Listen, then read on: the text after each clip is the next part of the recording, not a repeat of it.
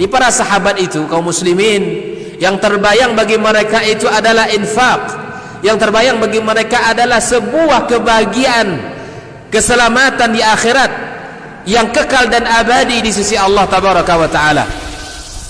Semua kita boleh klaim sekarang, kamu cinta Nabi, cinta Ustaz, cinta Nabi, cinta Ustaz, termasuk saya, cinta Nabi, cinta. Dapat tahunya besok di akhirat.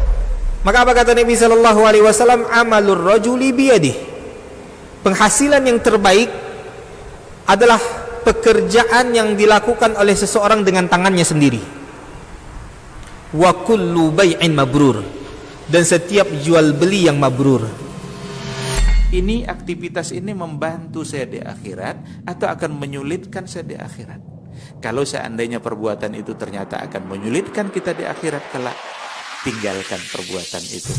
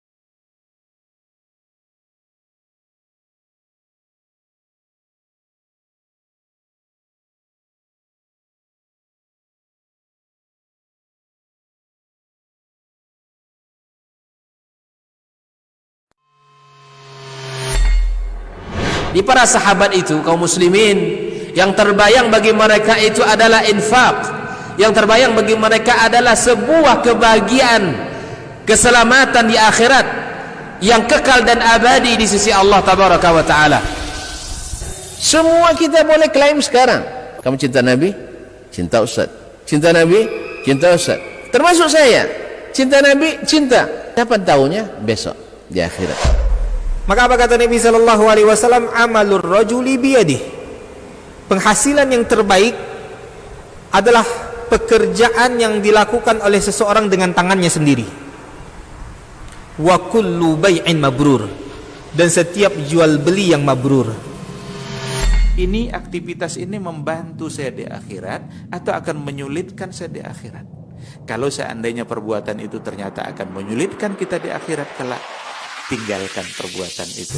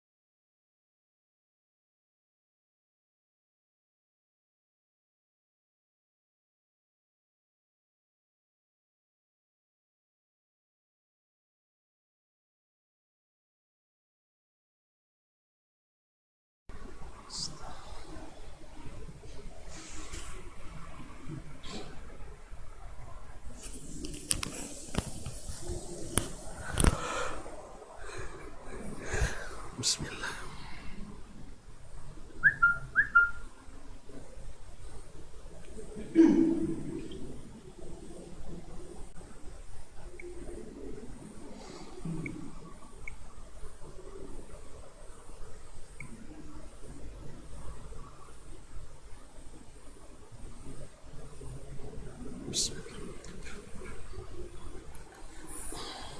Bismillah. Assalamualaikum warahmatullahi wabarakatuh.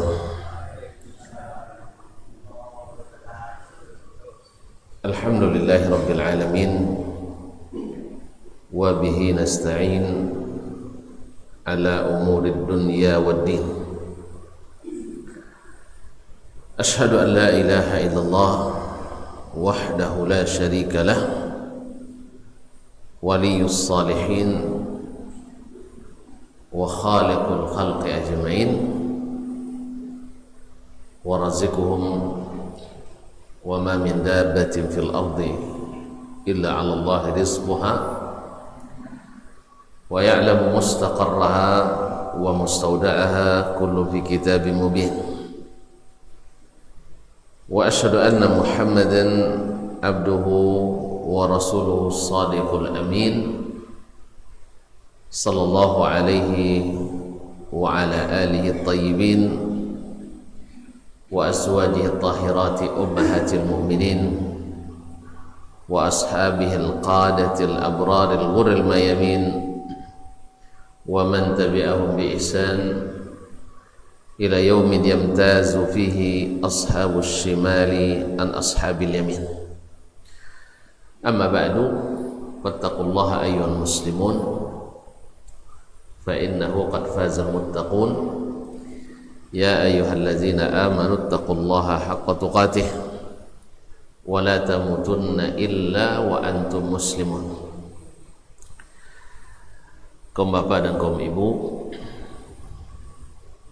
saudara-saudara dan saudari, kita adik-adik dan anak-anak yang hadir di Masjid Al-Islah Muara Jalai ataupun yang menyaksikan melalui media dimanapun berada. Alhamdulillah, kembali Allah mengizinkan kita bertemu dalam majelis ini, mudah-mudahan menambah iman dan ilmu.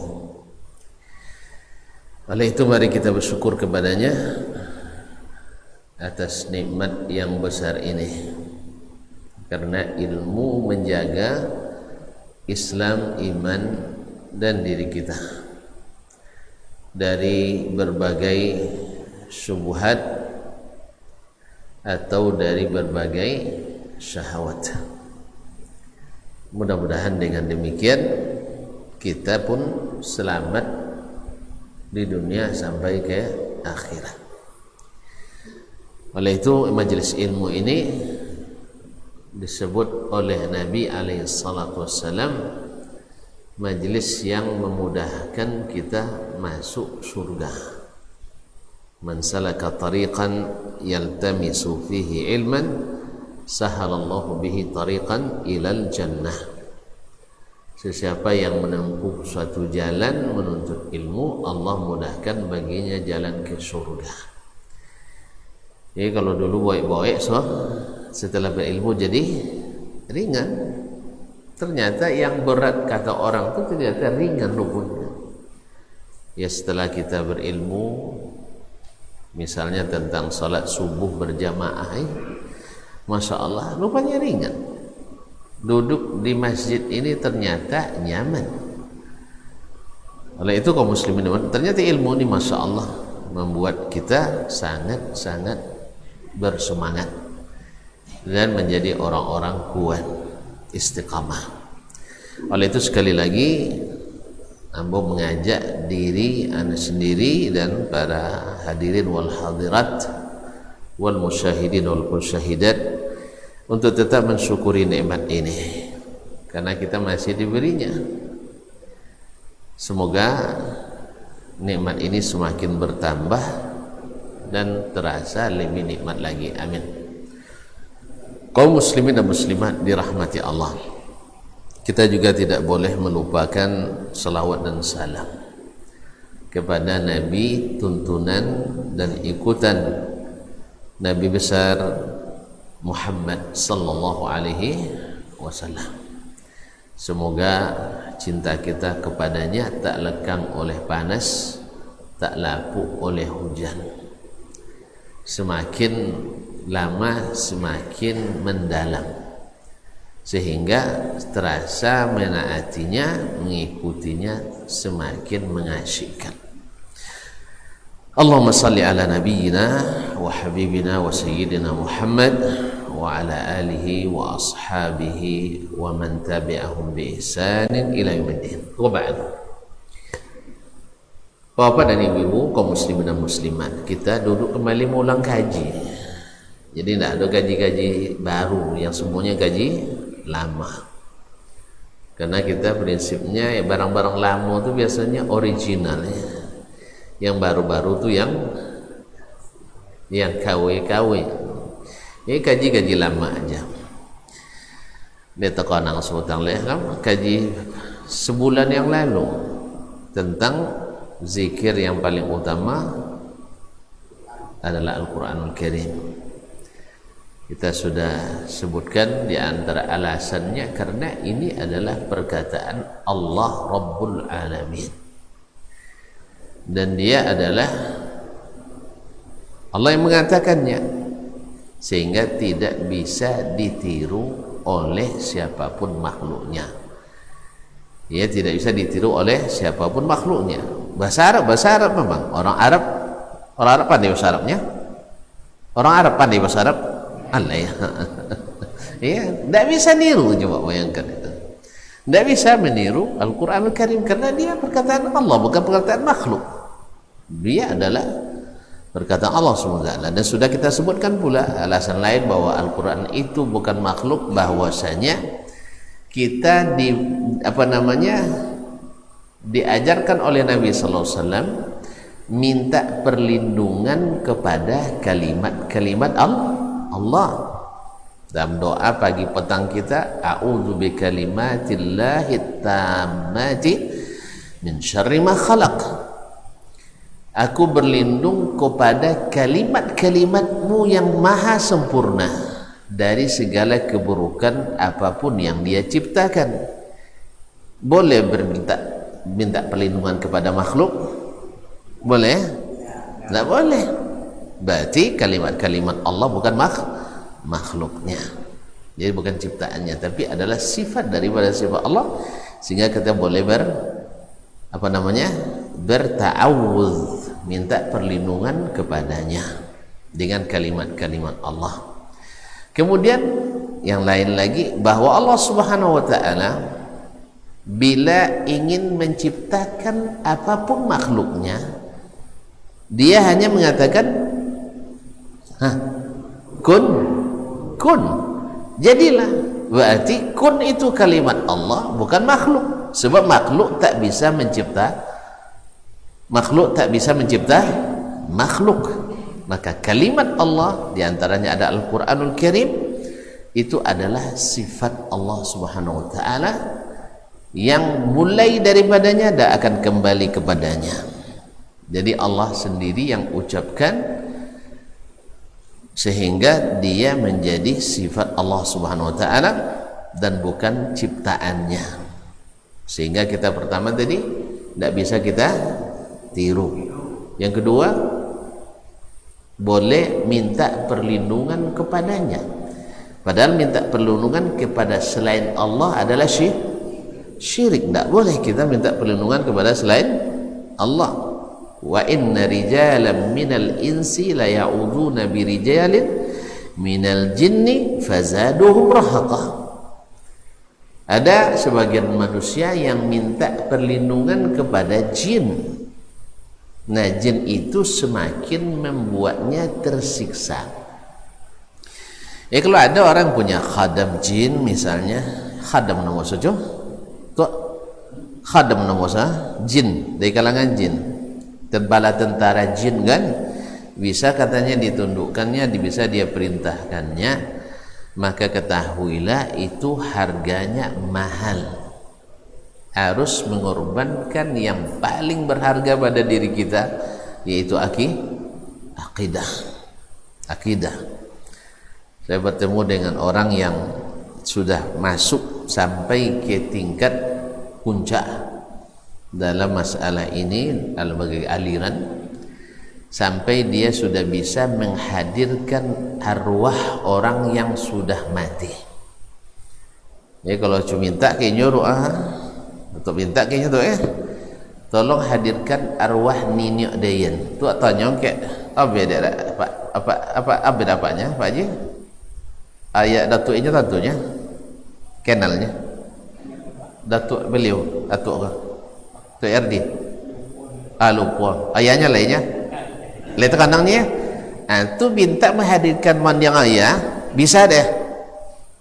Bisa deh cuman inya menjual akidah.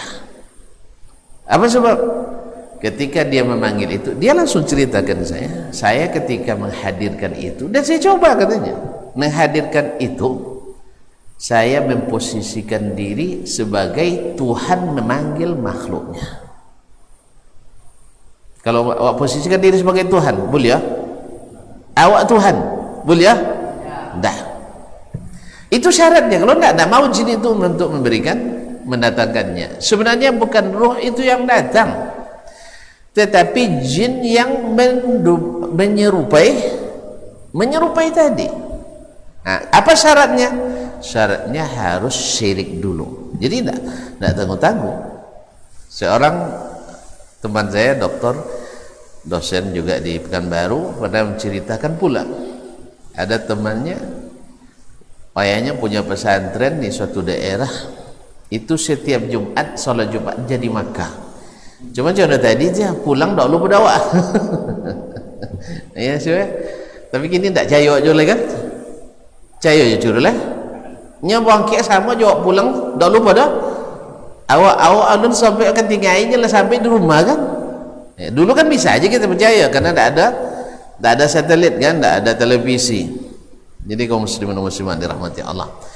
Nah, dia dia klaim bahwasanya dia bisa Jumat setiap hari, salat Jumat setiap pekannya ke Makkah, Masjidil Haram. Setelah dia meninggal, anaknya tamatan luar negeri dari Timur Tengah, anaknya nih. Tentu dia jadi pewaris pesantrennya. Setelah meninggal, datanglah seseorang dalam seorang dalam bentuk manusia, dia jinnya datang, saya khadam ayahmu. Kalau kamu, saya dulu tukang melayani ayahmu kalau nak ke Mekah setiap Jumat, bisa. Apalagi musim pandemi ini kan bahaya prosesnya kan. Akhirnya mau enggak sang anak ini sudah karena penasaran, dia ikuti saja, ikut picingkan mata. No syarat picing mata tuh, kalau tidak picing mata tak mangkui lah, harus dipicingkan mata. Picingkan mata, jangan buka sebelum saya katakan buka. Akhirnya picing mata dalam sekejap sampai di Mekah. Dia betul nampak Ka'bah. Tapi tadi bawa jembatan Ciliwung enggak ada, biar kayak jembatan Semanggi itu. Tidak ada. Yang jelas dia keamanannya persis seperti Makkah. Oke, pas pulang tidak langsung pulang, transit dulu di sebuah pulau yang tidak berpenghuni.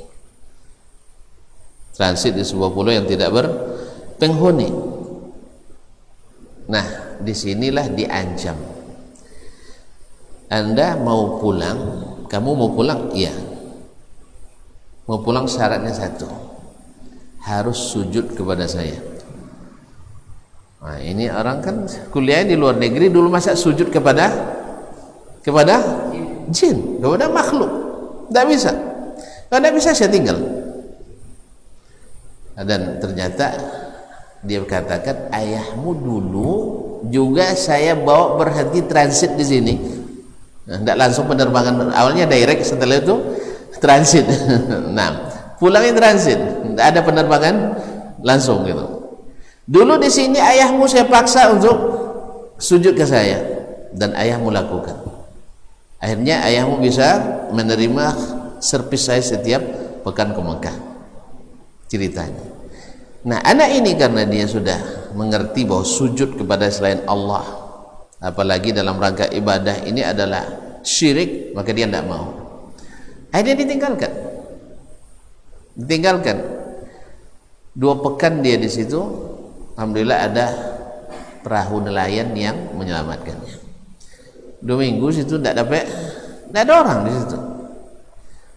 Nah, disiksa dia di situ, artinya tidak ada orang di situ. Tinggal 2 pekan dia. Rupanya memang harus menjual akidah. Jadi kalau ada memelihara jin, dan sebagainya, kalau ini pada umumnya ya, saya kan alam gaib sih nggak tahu nih. Tapi dari banyak kasus yang diceritakan itu mesti menjual barang mahal kita, yaitu akidah. Makanya Allah larang kita minta perlindungan kepada selain Allah tabaraka taala. Dah di saat Allah membolehkan kita beristi'adzah atau berta'awuz, minta perlindungan kepada kalimat Allah, berarti kalimat Allah itu bukan makhluknya. Kemudian dia mencipta dengan kun fayakun. Nah, jadilah, maka jadilah. Berarti kalimat Allah ini bukan makhluk, sebab makhluk tak bisa mencipta makhluk. Allah musta'an. Oleh itu kaum muslimin dan muslimat dirahmati Allah, itulah kenapa Al-Quran itu adalah afdalu az-zikir. Nah sekarang di saat kita baca Al-Quran, kaum muslimin dan muslimat dirahmati Allah SWT, yang merupakan zikir yang paling utama, maka akan lahir hikmah-hikmah atau makna-makna yang tidak sedikit, yang juga sebaik-baik yang hadir pada kita. Kenapa? Al-Quranul Karim, kaum muslimin dan muslimat dirahmati Allah, di samping dia adalah kalimat-kalimat Allah tabaraka wa ta'ala. Makanya boleh kita minta kesembuhan dengan Al-Quran, minta istisfa bil Quranil Karim. Boleh kita berta'awuz dengan Al-Quranul Karim, boleh bersumpah dengan Al-Quranul Karim. Bersumpah atas nama orang tak boleh kan? Tapi bersumpah dengan Al-Quran boleh. So Al-Quran bukan makhluk Allah Subhanahu wa ta'ala, tapi dia adalah kalimat-kalimat Allah, minhu bada wa ilaihi ya'ud. Kaum muslimin dan muslimat rahimanillah wa iyyakum, semoga Allah senantiasa merahmati kita.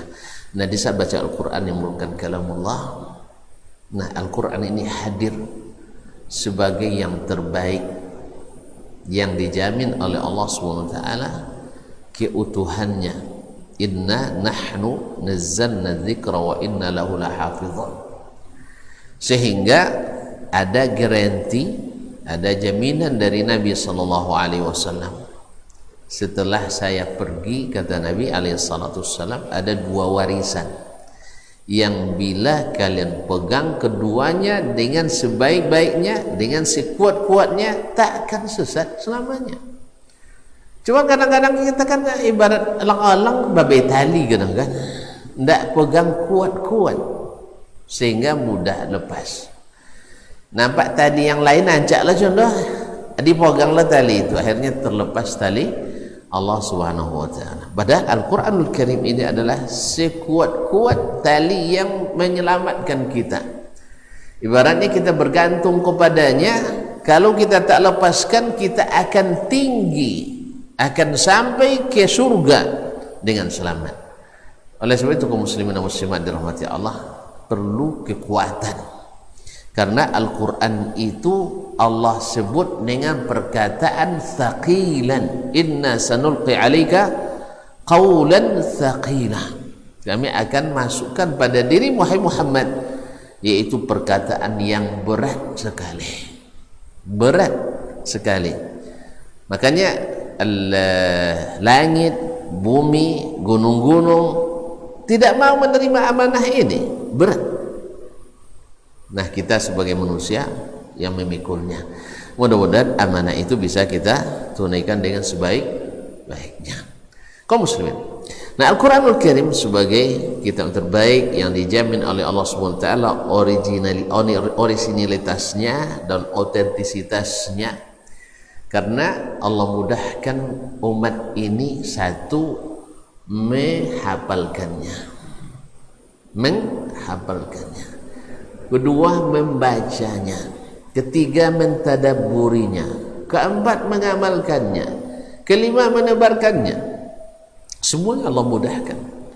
Makanya tidak ada umat yang menghafal kitab sucinya seperti umat Islam menghafal Al-Quranul Karim. Lewana nangong musabaqah hibzi, hibzil Injil pernah nangong? Tak ada. Musabaqah hibzi Taurat nggak ada. Musabaqah hibzi Weda tidak ada. Tetapi Al-Quranul Karim andainya tidak ditulis sama sekali, Allah sudah turunkan Al-Quran di masyarakat Arab yang memang ahli menghafal. Subhanallah. Baik secara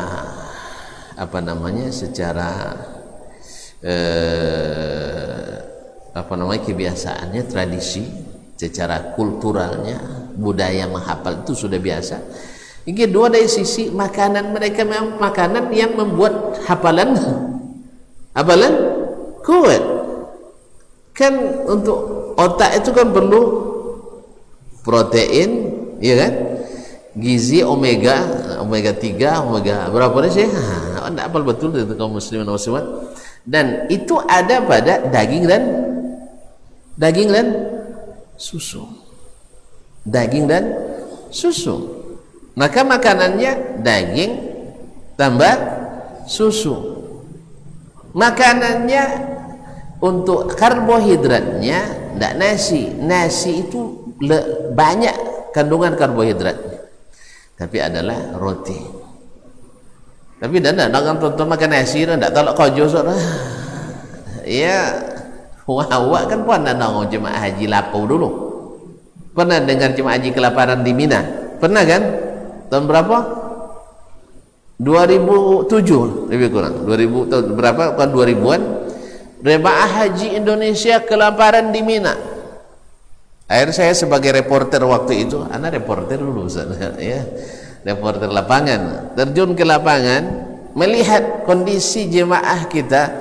Alhamdulillah, Indomie tak kena berpuluh-puluh pak dalam tu. Oti sebanyak-banyak, susu banyak. Tak nak di kemah tu di depan tu kontainer yang 65 ton tu, itu bagi gratis. Nak kue, nak apa semuanya ada. Rupanya kelaparan apa? Tak ada gulai ikan masin. Itu masalahnya. Tak ada sayur asam. Nasi tak sampai. Jadi makanya kalau suruh awak makan oti, habis sekambik sudah makan lulenya. Tu hati tadi siapa mabin? Dayan kawa nama. Baru namanya kawa belum makan. Iya kan? Jadi oleh sebab itu. Makanya orang kita kalau sudah makan cai bantal. Nya memang karbohidrat bawaannya loh. Tapi kalau orang itu makanannya semakin banyak, coba makan kambing yang banyak, mau bawa telur lolok. On deh kan? Mop on deh. Kaum muslimin dan muslimat rahmati Allah. Jadi makanannya dari sisi makanan memang sehat-sehat. Makanannya sudah sehat, kambing. Kemudian makannya kambing itu kalau kita makan daging, enggak makan nasi pakai daging. Kalau mereka makan daging pakai nasi, tentu bezanya bang. Makan nasi pakai daging, nasi saya coba membubung, ya satu baskom besar, full tank ya, apa namanya, dagingnya satu potong, itu pun potong 16, bukan potong ompek, potong 6 boleh, ya. Jadi potongnya kayak dia apa namanya, ondang apa ya. Nah, itu makan nasi pakai daging. Kalau mereka makan daging pakai nasi, Jadi dagingnya saya coba, nasi saya suap. Mana sehat gak? Mana sehat? Mana sehat? Allah musta'an. Kalau nak buktiin sehat dong, dan pengalaman ya, kami sama-sama masak di dapur asrama di Madinah Ustaz. Kita makan samanya, ini bompek je kan, cuma bezo dimasakkan. Ini dagingnya sekali masak tu bompek tu 2 kilo, campur kontang 3,5 kilo, tomat 2 kilo. Jelirunya awak nak tuak bompek tu daging saper ompek, tomat 5 buah, tomat 3 buah, kontang 5 buah. Maka hasil tak sama. Ketika pindah tengok kawan-kawan yang makan Afghanistan atau Pakistan tu 5 hari tampik baju kami tu di asrama 5 hari bosi tu jom.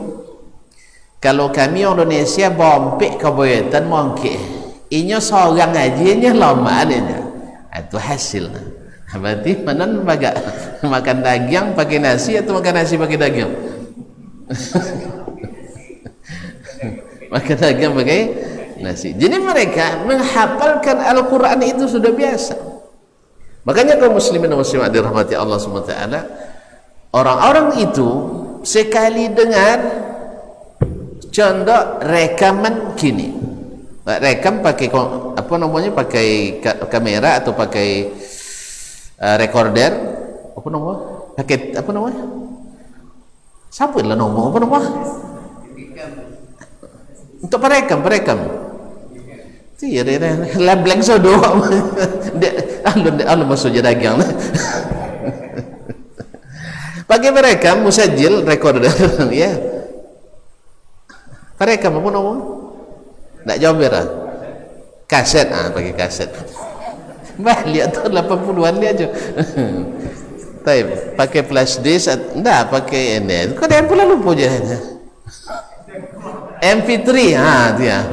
Atau pakai HP nak kaum muslimin dan muslimat. Jadi sama hasilnya. Disuruh orang tu nanti ceramah, sudah itu disuruh ulang balik. Bisa dia ulang sama. Dan dia usul oleh apa pertama tadi tidak nantur. Apanya yang pertama tadi. Nah, kan ada apa kan? Jadi kaum muslimin dan muslimat dirahmati Allah. Mereka tidak. Makanya contohnya seperti Ibnu Syihab Az-Zuhri itu diuji oleh Hisab bin Abdul Malik Khalifah.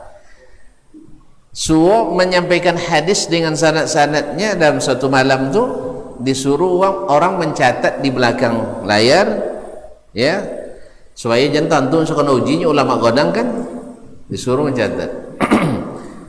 Selama itu dia sampaikan 400 hadis seperti yang disebutkan oleh Imam Al-Khatib Al-Baghdadi dalam Al-Kifayah fi Ilmi Riwayah. Setahun setelah itu, tidak seminggu dah, setahun setelah itu dipanggil lagi Syekh, hadis-hadis yang dulu antum sampaikan dah terlupa kami, bisa diulang kembali urutannya seperti tahun kemarin. Dan disuruh yang pencatat tadi nyimak kembali. Gila pencatat jadi 400 hadis. Subhanallah, diulangnya, bacaannya, urutannya, hurufnya tak ada yang tinggal. Awak tu di hafalan hadis diwin 10 ini. 10 semester. Tak siapa semester. Jadi dari 10 lupa boleh.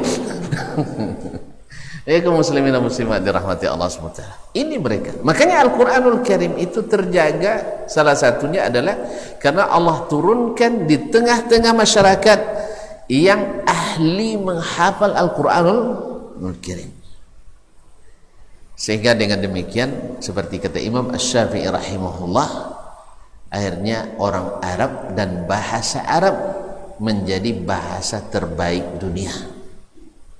Bahasa Arab menjadi bahasa terbaik dunia. Kaum muslimin dan muslimat dirahmati Allah, dulu selama 400 tahun di abad pertengahan, apa universitas paling tua di dunia di barat? Hah? Hah? Tak beda ya? Tak jolera itu Sorbonne atau Harvard University, itu yang paling masyhur. Itu selama 400 tahun dulu di abad pertengahan mengajarkan ilmu kedokteran pakai bahasa Arab. Kini awak ya, ada yang mengatakan kalau pakai bahasa Arab bongak wadah. Justru mereka menjadi orang pintar dengan bahasa Arab. Dan pernah saya sampaikan dulu, masih lupa tuan-tuan, dalam kajian bukan bulan Fatah, bulan sebelumnya, bahwa pernah dibuat penelitian oleh 3 negara, Perancis, Inggris dan Italia, resmi ya, secara internasional membuat penelitian apa sebabnya umat Islam itu cerdas-cerdas. Coba lihat, ya memang super cerdas mereka, ulama-ulama kita. Orang-orang barat, ilmu yang mereka kembangkan sekarang itu sebagian besar pondasinya didirikan oleh umat Islam, ilmu kedokteran, ilmu sosial dan sebagainya, ilmu bahasa, dan ini diambil dari umat Islam. Kok bisa cerdas itu? Lalu penelitian mereka itu sekitar tahun 1920-an Masehi, ya sebelum perang dunia ya. Alun merdeka Pak Roh? Alun lah. Nah, di situ ternyata hasil penelitiannya menunjukkan bahwasanya sebab cerdasnya umat Islam itu dengan 2 hal. 1 Al-Quranul Karim, 2 dengan bahasa Arab. Bahasa Arab. Kini aku nak tanya, siapa tahun 40-an lahir duit Pak? Apa tahun 40-an lah lahir? Oh lah jadi ayah waktu itu. Alhamdulillah. Jadi memang tidak ada generasi itu lah ya. Jadi melihat hasil itu, para peneliti tidak menyebarkan hasil penelitiannya. Apa sebab? Mereka ingin membuat umat Islam jauh dari Al-Quran, jauh dari bahasa Arab. Maka disembunyikanlah penelitian ini tidak kurang dari 70 tahun.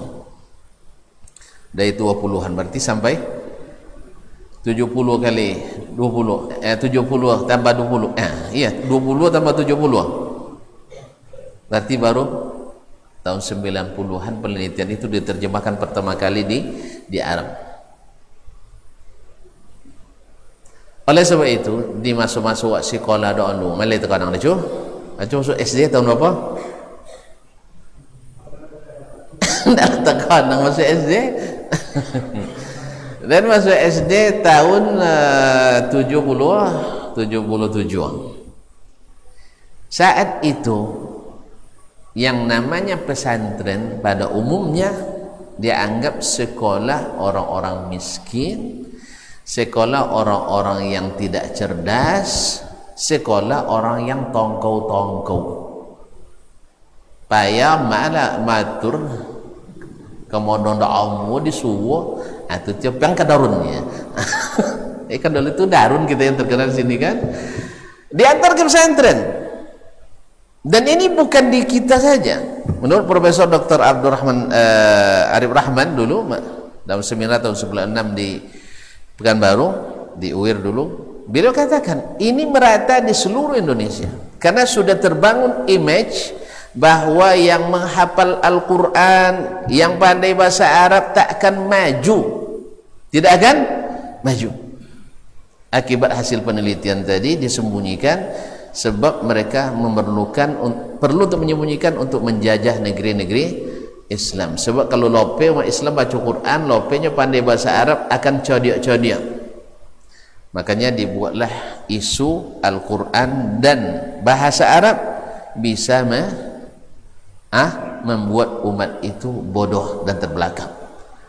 Sehingga dulu anak-anak awak, ayah awak, jamaah awak, kalau cadia awak, bapitinya, ganteng, ancak awak masuk sekolah apa?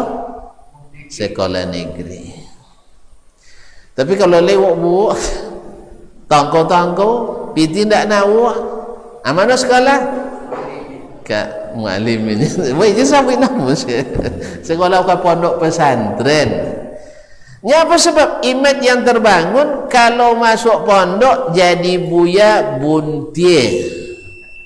Kalau gitu buya buntie. Bahkan masih ada sebagian orang tua di tahun-tahun 80-an atau 90-an masih punya image ini. Anaknya nak masuk pesantren dilarangnya dengan keras. Kalau masuk pondok buntie jadi anak den. Nak jadi buya buntiang katanya.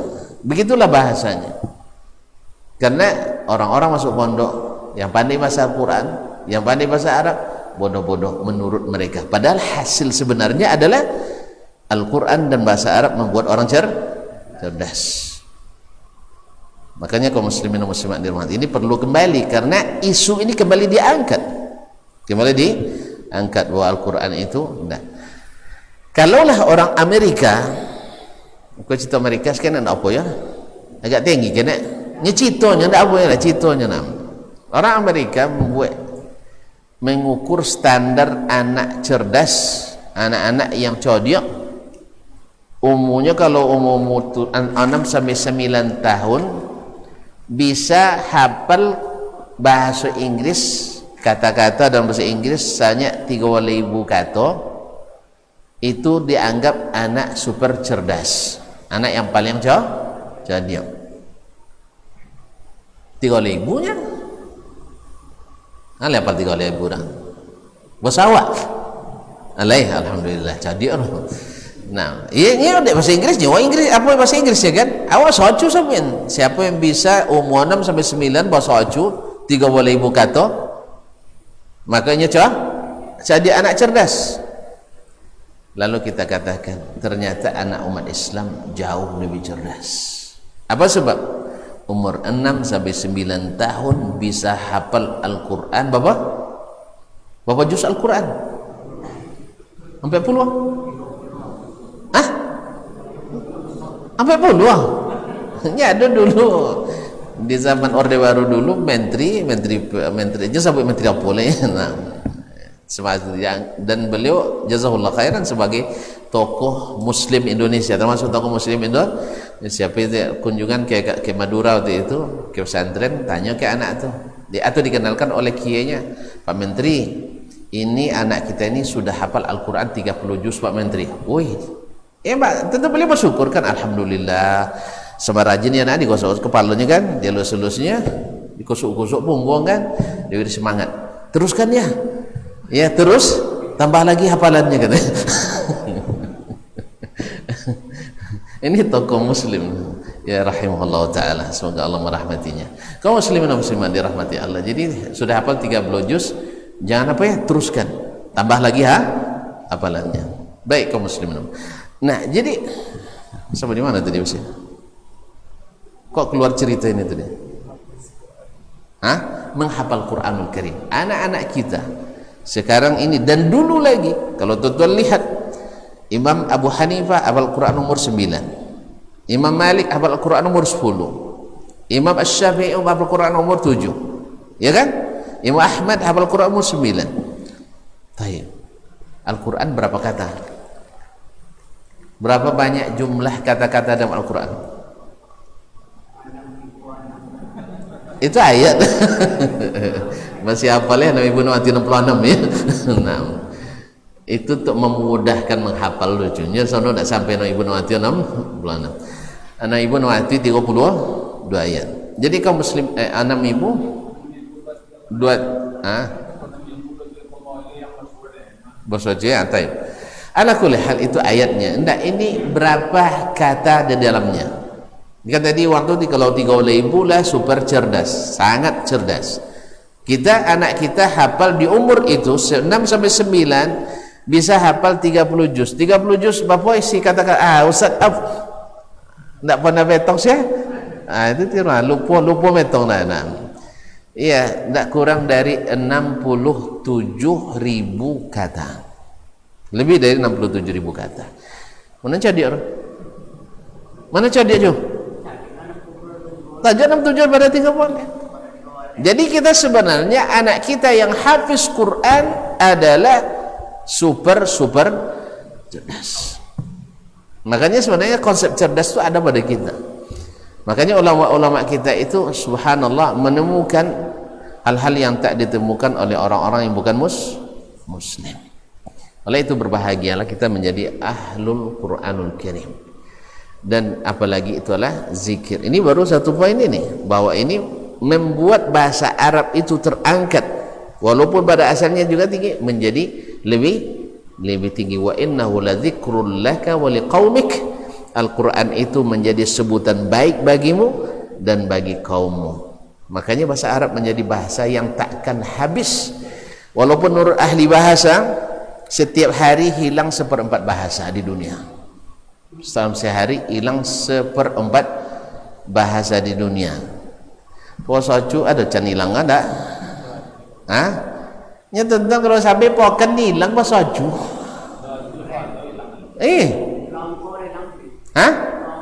Longko. Dah habis dong le. Zikir ha. Dah habis longko le. Habis longko le. Alhamdulillah. Nangka dah habis le longko benarnya. Ha itu dia. Itu dia. Apa dia kini longko malam tadi. Ha. malam tadi. Longko. Sewa ya benarnya? Ha? Apa beza sewa dengan sepai? Baik, Allah musta'an. Jadi kaum muslimin dan muslimat, ada seperempat bahasa. Nah, bahasa Arab tidak akan hilang di dunia. Karena Allah mengangkat dengan Al-Qur'anul Karim. Nampaknya sudah azan ya? Iya. Kita cukuplah sampai di sini dulu. Nah, azan, selepas azan mungkin kalau ada tanya jawab silakan nanti. Sebab kalau masuk ke poin lain nanti panjang lagi. Ya? Ustaz azan? Ya. Kalau azan muazzin internasionalnya. Ini kalau mau azan luar negeri kan internasional.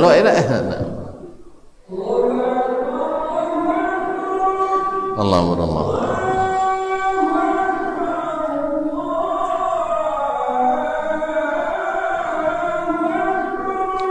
Allah.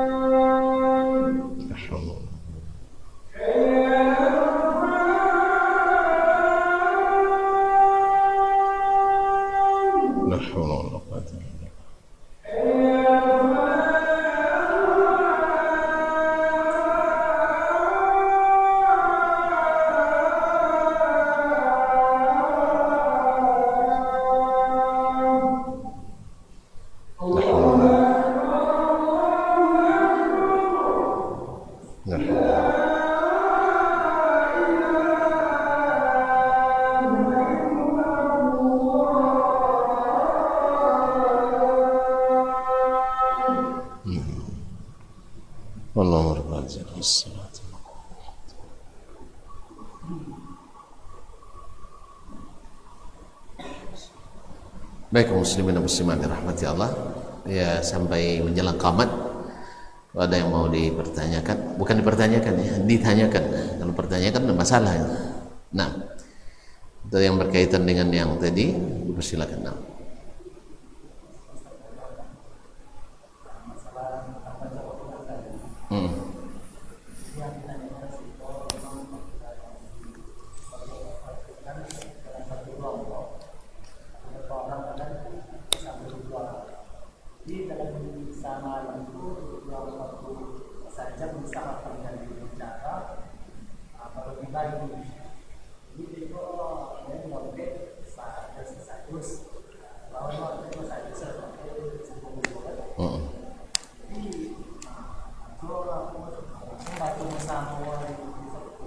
Ya.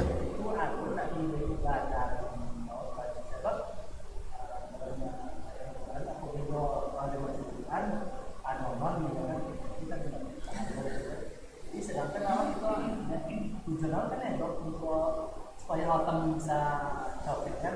Ya. Dibaca secara musamo. Jadi nilai itu ya. Baik. Barakallahu fiik. Membaca Al-Quran pada asalnya dibaca sendiri dan juga dengan suara yang apalagi kalau di masjid tidak dikeraskan, apalagi kalau di masjid. Sebab di masjid itu kata Nabi dalam hadis riwayat Tirmizi, Nabi katakan la tarfa'u aswatakum bil Qur'an bil masjid. Jangan kalian meninggikan suara baca Al-Quran di masjid, karena di dalamnya fa inna fihim al-qa'im wal musalli wal zakir dan seterusnya. Karena di dalam situ ada yang nak salat, ada yang nak bermunajat, ada yang nak berdoa dan sebagainya. Ini kok asalnya baca Quran itu adalah sendiri dan dengan suara yang lirih, tidak suara yang dikeraskan.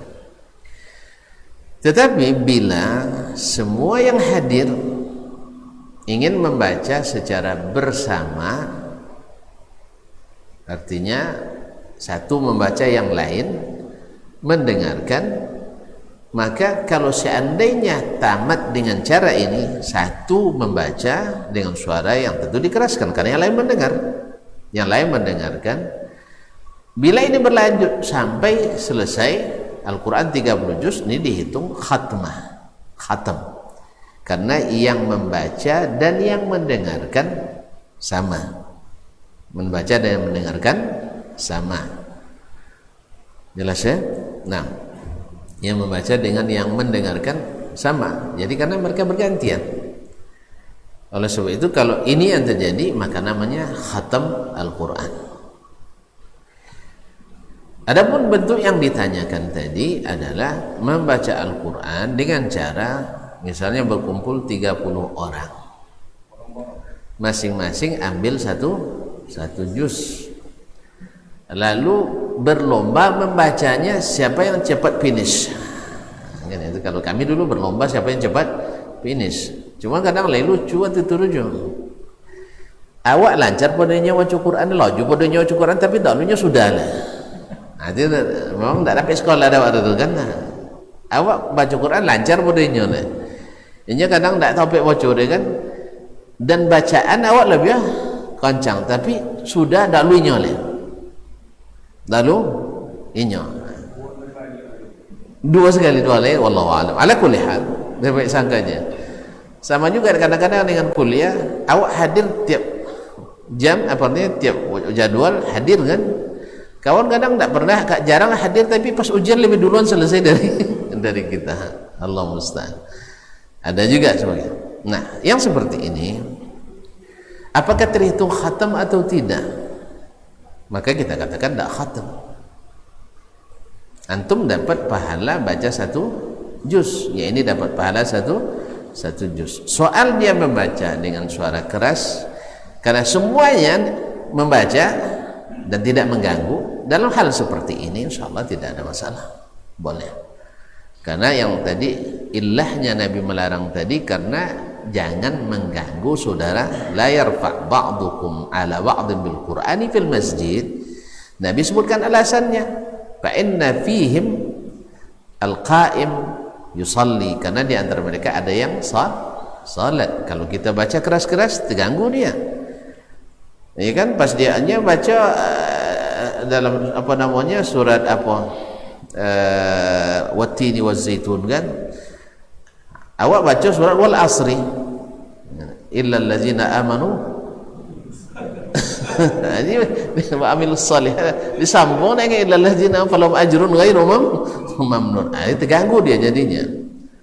Dan ada pula yang bermunajat, berdoa. Orang berdoa kalau tidak khusyuk dia perlu ketenangan, maka dilarang oleh Nabi SAW. Nah, tetapi bila semuanya membaca dengan suara keras, dengan cara dibagi tadi, maka insya Allah ini tidak ada yang mengganggu, karena semuanya mengganggu dan sepakat untuk menerima gangguan ini. Nah, karena semuanya fokus bacaan Al-Quran Karim. Boleh, cuman apakah ini dihitung khatam? Saya katakan tidak, karena antum tak mendengarkan bacaan saya. Saya khusus mengkhatam, membaca satu juz, itulah pahala untuk saya. Antum satu juz pula, itu pahala antum.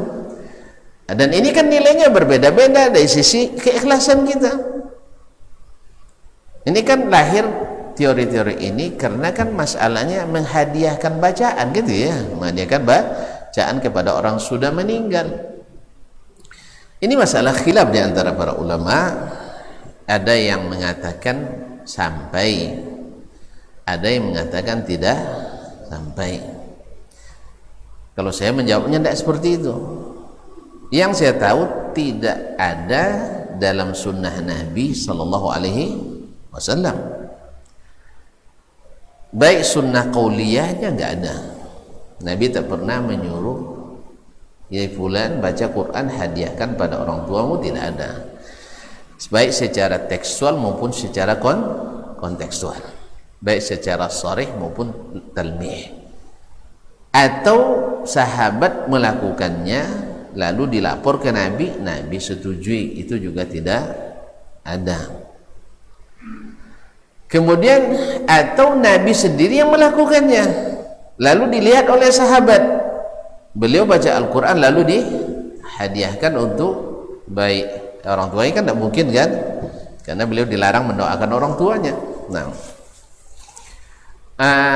dihadiahkan buat misalnya sepupunya Ja'far meninggal lebih duluan kan, kemudian Mus'ab bin Umair syahid kan, Hamzah syahid kan.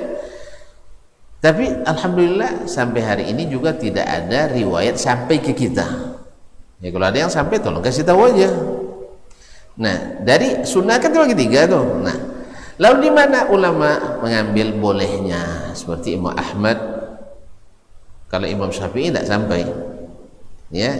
Imam Malik tidak, Imam Abu Hanifah juga tidak, hanya Imam Asy-Syafi'i rahimahullah taala mengatakan sampai memakai dalil qiyas. Dalil qiyas, sebab haji saja boleh.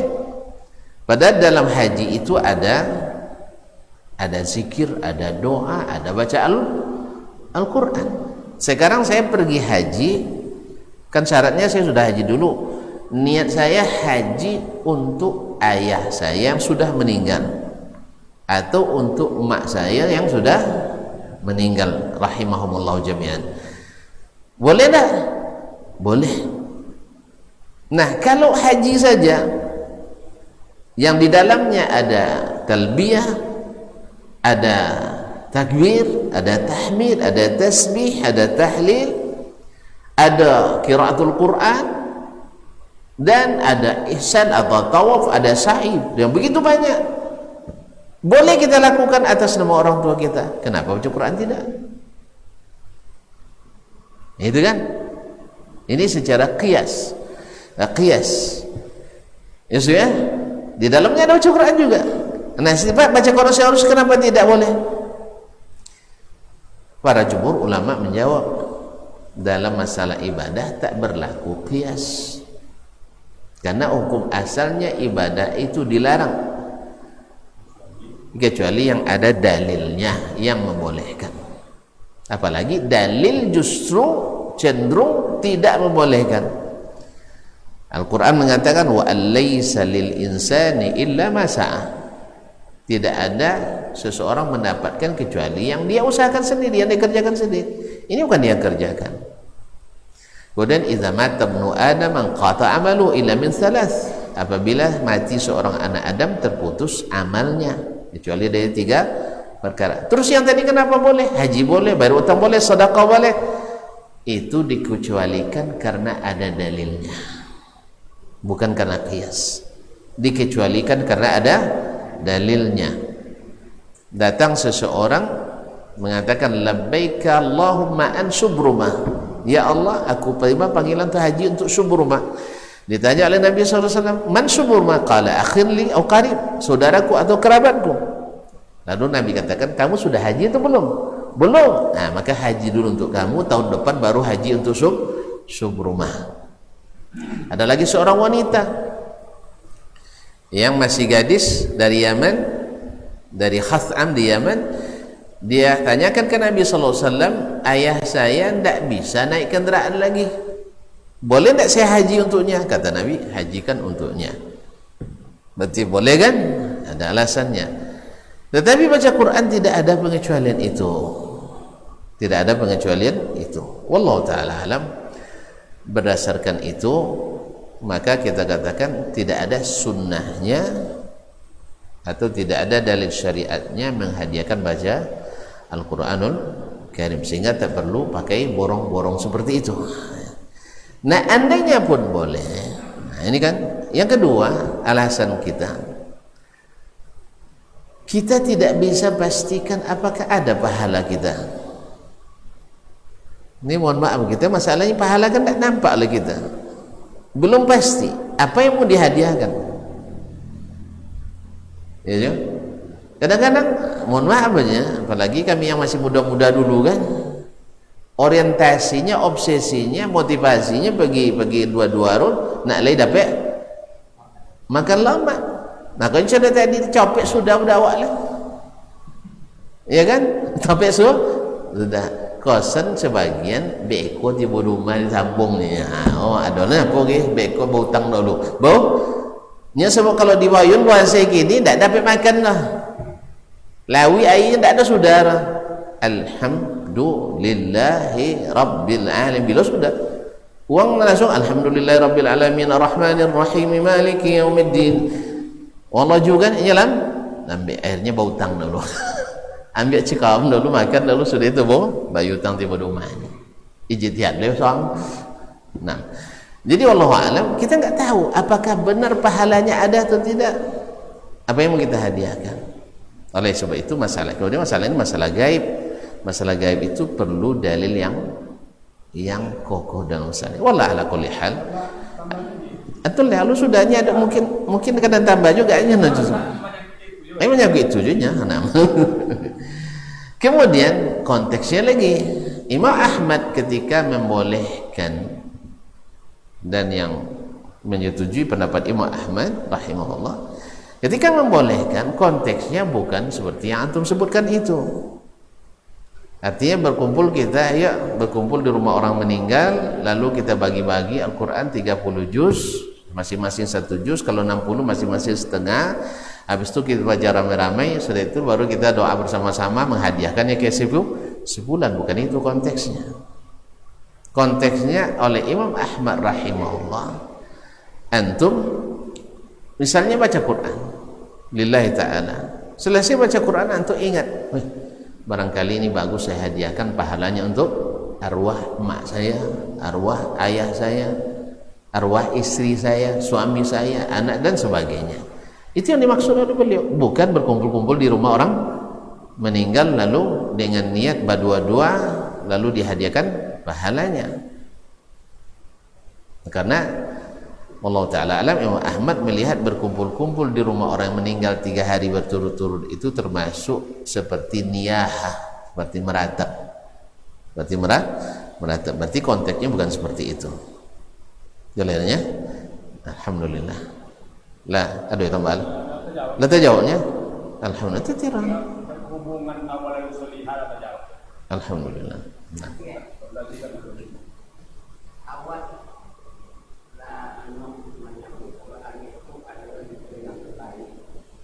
Ini di dalam tipe itu aku ayat yang paling lancar dari ulama Masya Allah. Ayat yang paling lancar atau surat yang paling utama adalah Al-Fatihah. Surah Al-Fatihah itu afdalus suwaril Qur'anil Karim. Tapi ayatnya yang paling utama adalah ayat kursi. Makanya Al-Kursi ini di mana-mana dibaca, khususnya selesai salat fardu. Sebab Nabi katakan siapa membaca ayat kursi setiap selesai salat fardu, tak ada lagi pembatas dia masuk surga kecuali mati. Makanya jangan tinggalkan baca ayat kursi selepas salat fardu. Tadi kembali lagi ke tadi itu dengan niat yang ikhlas, kemudian mengikut sunnah Nabi alaihi salatu wassalam. Coba amal kita kan di situ diterimanya. Kan masalahnya bukan sah tidak sah saja. Masalahnya ada diterima atau tidak diterima. Syarat diterima itu kita kan selalu mencari syarat sah pada umumnya kan. Yang penting asal sah dulu. Betul, itu betul. Ya, sebab kalau tidak sah otomatis tidak diterima kan. Tapi juga jangan lupa syarat diterimanya, yaitu mesti ikhlas karena Allah, bukan karena yang lain. Yang kedua mesti berdasarkan sunnah Nabi SAW. Karena kita baru sah amal kita dengan dua kalimat syahadat. Nah, kalimat syahadat pertama asyhadu an la ilaha illallah, ikhlaskan ibadah karena Allah. Sedangkan syahadat kedua adalah asyhadu anna Muhammadar Rasulullah, artinya tidak beribadah, tidak beragama kecuali mengikut Nabi SAW. Itu persaksian kita. Nah, kalau kita ikhlas tak ikut Nabi juga tidak saleh.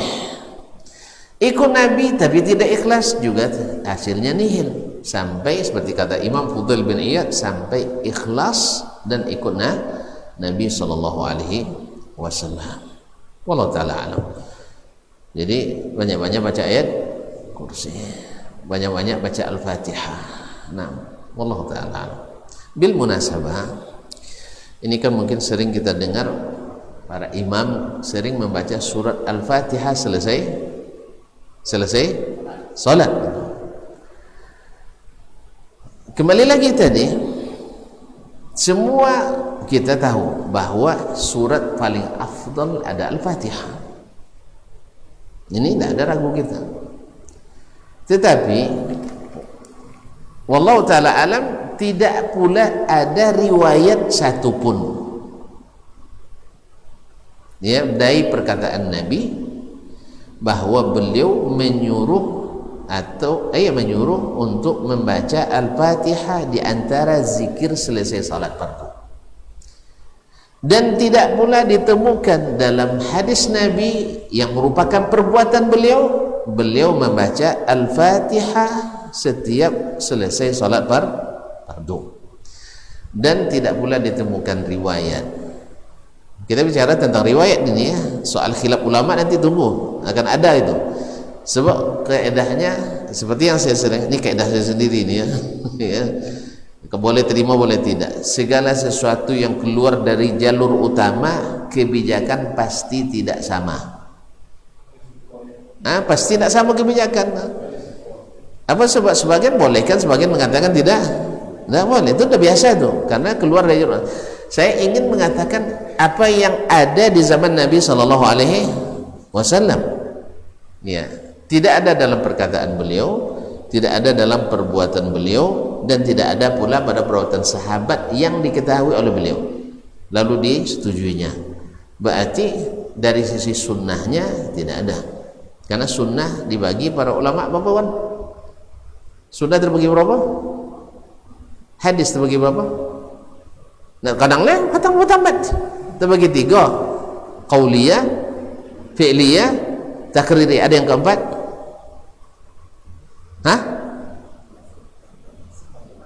Sifat. Taib masukkan sifat. nya ulama fikih tak temu dah. Usul fikih tak tahu. Dan sifat ada dalam sifat Nabi tidak ada. Sifat kan sifat Nabi, kan sifat apa namanya perbuatan beliau. Nah, kaum muslimin ketika tidak ada, berarti kan secara sunnah tidak ada. Nah, sekarang pertanyaannya, apakah semua yang ditinggalkan Nabi mesti kita tinggalkan? Gitu ya. Nah, kan pertanyaannya panjang nih. Kan dibahas malam enggak? Hah? Sekilas jawaban ringkas. Ini payah kalau ringkas kadang salah paham nggih. Kasar kada seton sabit dan kurang referensi nanti kan itu. Jadi kaum muslimin dan muslimat dirahmati Allah. Baik, saya coba seringkas mungkin. Nah, apa-apa yang ditinggalkan Nabi itu tidak sama hukumnya. Tidak sama hukumnya. Ada yang ditinggalkan oleh Nabi di zaman beliau itu sudah ada, artinya bisa diamalkan, tidak ada penghalangnya. Misalnya Al-Fatihah ada nggak di zaman Nabi? Sudah ada. Salat 5 waktu sudah ada zaman Nabi? Sudah. Zikir selesai salat ada di zaman Nabi? Ada. Taib, Fatihah ada, zikir ada. Ternyata Nabi sengaja meninggalkan membaca Al-Fatihah selesai salat fardu. Jelas? Nah, yang seperti ini ketika Nabi sengaja meninggalkannya, kita pun bersengaja meninggalkannya karena ngikut Nabi sallallahu alaihi wasallam. Karena yang mengatakan surat paling afdal itu Al-Fatihah kan beliau juga kan? Kan beliau juga mengatakannya bahwa surat afdalu suratin fil Quran, Al-Fatihah afdalu suratin fil Quran. Yang surat yang paling afdal Quran itu ada Al-Fatihah. Beliau yang katakan kan? Beliau yang katakan. Lalu beliau tak baca selesai salat fardu. Jelas? Berarti sengaja enggak dia tinggalkan? Sengaja. Nah, yang seperti ini tandanya itu tidak disyariatkan. Tandanya itu tidak disyariatkan. Yang kedua, di zaman beliau ada, tetapi dia tinggalkan karena ada penghalangnya. Karena ada penghalang. Misalnya salat tarawih berjamaah. Sudah ada tak zaman Nabi? Salat tarawih berjamaah sudah ada atau belum? Sudah. Beliau sendiri yang jadi imamnya. Yang beliau salat 3 atau 5 malam diikuti oleh jemaah, semakin lama semakin ramai kan?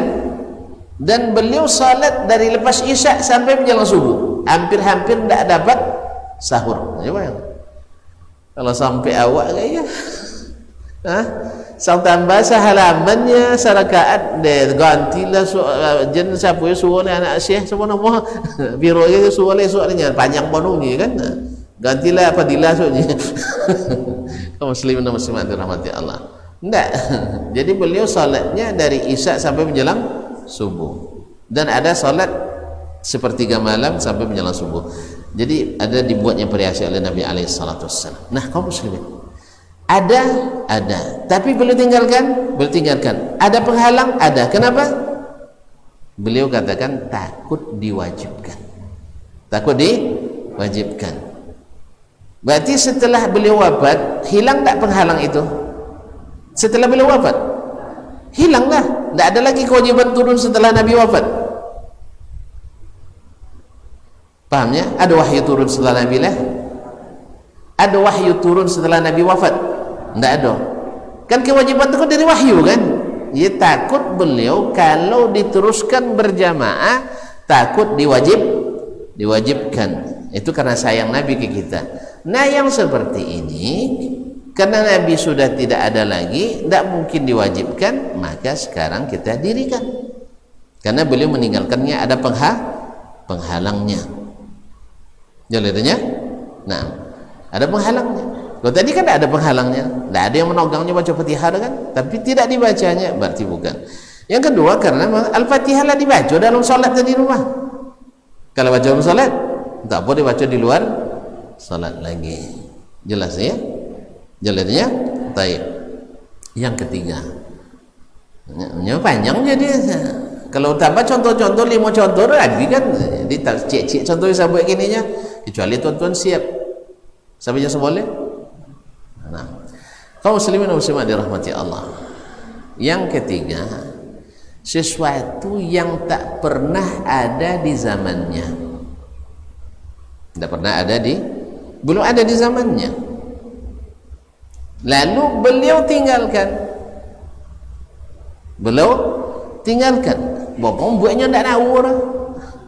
Bapa buat banyak tak nawur. Jelas ya saya? Contoh, pergi haji pakai kereta api. Ada kereta api zaman Nabi? Tak ada. Berarti ditinggal dek nawur tu dan tak nawur? Tak nawur. Nah, dalam hal ini kita lihat apakah yang ada sekarang ini dilarang tak secara syariat atau tidak? Tak ada larangan kan? Larang naik kereta api ada? Tak ada. Bahkan suruhan ada malah. Ketika Allah bercerita tentang kendaraan yang ada di zaman itu, wal khayla wal bighala wal hamira litarkabuha.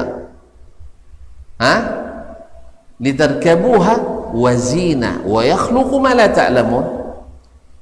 Allah ciptakan bagi kalian kuda, bagal, keledai untuk kalian kendarai dan kalian jadikan perhiasan.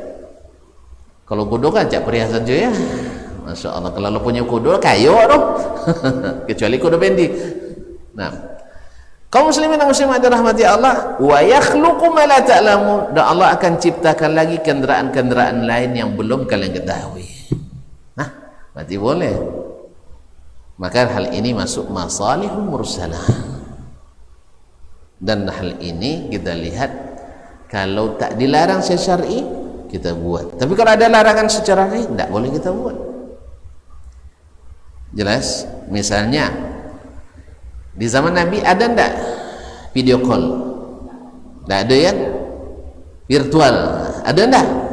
Nah, sekarang kita orang solat nak pakai HP. Malin ku soji dia pasang je HP gompeng lah sitan ke anak kan. Beko pasang HP yang 25 mah. Ayah solat tak rumah aja nya. Boleh apa tidak? Lah bahasa cuma batuar. Iya, HP tidak ada zaman Nabi kan, jadi wajar beliau tinggalkan. Nah, apakah salat pakai HP dibolehkan atau tidak? Kita lihat lagi secara syar'i. Apakah yang dimaksud hanya sekedar ikut imam saja, atau kita mesti salat datang ke tempat imam salat? Maka di antara syarat ulama yang menyebutkan bahawa mengikut imam mesti imamnya ada bersambung, asapnya bersambung dengan asap yang melihat depan belakang imam. Kemudian hadir ke masjid itu dituntut. Oleh sebab itu maka kita katakan solat mengikuti solat dari rumah secara virtual tidak dibolehkan. Sebab ada unsur menghidupkan syiar. Kalau lah duma dosa cik imam dia salat musajil lah tuan-tuan. Nong kayo-kayo ni boleh hi-fi wifi kan, pasang je dah, pasang kamera kan, hubungkan ke masing-masing. Duma je lah. Kadang tak salat kasan dah sampai nonton TV kan. Nah, Allah musta'an. Berarti yang seperti ini ditinggalkan Nabi, tidak ada zaman Nabi, tapi ada zaman kita. Apakah semuanya kita tinggalkan? Ya tidaklah. Kecuali ada dalil yang melarangnya. Kalau contoh ikut duduk kan joleh kan tak HP bid'ahnya ya kan. Subhanallah ya. Kita tidak membid'ahkan semuanya ya. Kalau nak pakai bahasa nanti ada bid'ah. Kalau istilah bahasa menurut bahasa ada bid'ah yang bagus, bahkan wajib malah, bahkan wajib. Tapi secara istilah mengadakan suatu agama itu terlarang.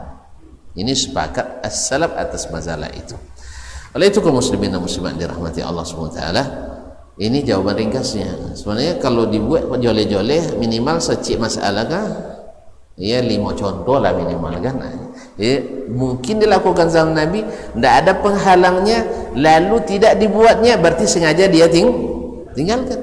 Berarti kita sengaja pula meninggalkannya karena tidak disyariatkan, tidak ada dalilnya. Perbuatannya anda ada, perkataannya tidak ada. Nah, tapi kan ada Al-Fatihah kan sebaik-baik surat katanya. Betul. Tapi Nabi tak baca selesai, sahabat tidak baca selesai, Nabi juga tidak suruh yang lain baca selesai salat fardu. Berarti sengaja dia tinggalkan karena tidak disyariatkan. Ini kadang-kadang kan mana dalil yang melarang katanya? Ya enggak ada di zaman Nabi, untuk apa dilarangnya? Tidak bisa kita katakan, kecuali ada zaman Nabi tak dilarangnya, berarti syar'i. Karena seperti kata Imam Syafi'i dalam Risalah, tidak boleh ada perbuatan sahabat yang boleh secara syar'i lalu Nabi tidak ketahui, tak boleh. Mesti Nabi ketahui. Jadi sahabat berjihad lalu mereka lakukan, kemudian masuk bagian syariat, tidak mungkin Nabi tidak tahu. Jelas? Tidak mungkin Nabi tidak tentu. Kalau tidak tentu, tidak syariat sudah.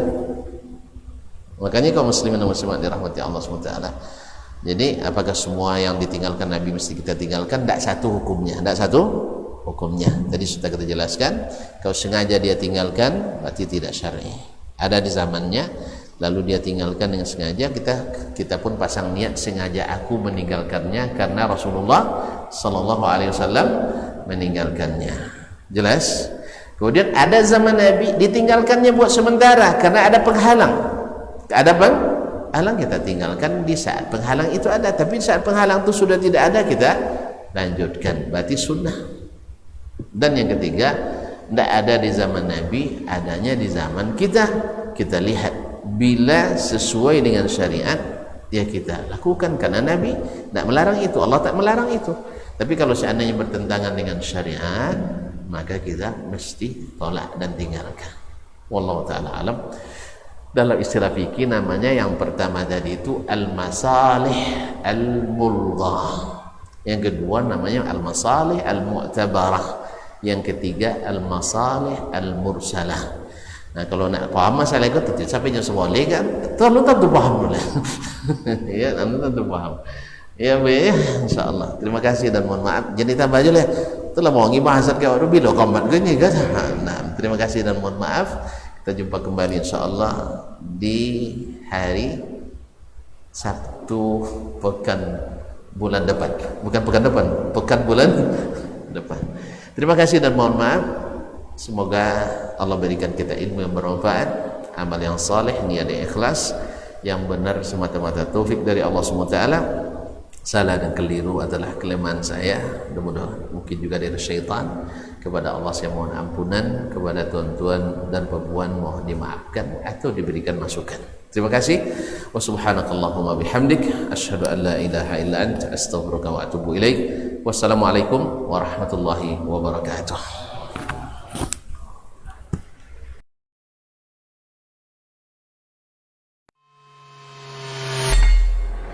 Di para sahabat itu, kaum muslimin, yang terbayang bagi mereka itu adalah infak. Yang terbayang bagi mereka adalah sebuah kebahagiaan, keselamatan di akhirat yang kekal dan abadi di sisi Allah Tabaraka wa Ta'ala. Semua kita boleh klaim sekarang. Kamu cinta Nabi? Cinta Ustaz. Cinta Nabi? Cinta Ustaz. Termasuk saya. Cinta Nabi? Cinta. Kapan tahunya? Besok di akhirat. Maka apa kata Nabi sallallahu alaihi wasallam? Amalur rajuli biyadih. Penghasilan yang terbaik adalah pekerjaan yang dilakukan oleh seseorang dengan tangannya sendiri. Wa kullu bai'in mabrur, dan setiap jual beli yang mabrur. Ini aktivitas ini membantu saya di akhirat atau akan menyulitkan saya di akhirat. Kalau seandainya perbuatan itu ternyata akan menyulitkan kita di akhirat kelak, tinggalkan perbuatan itu.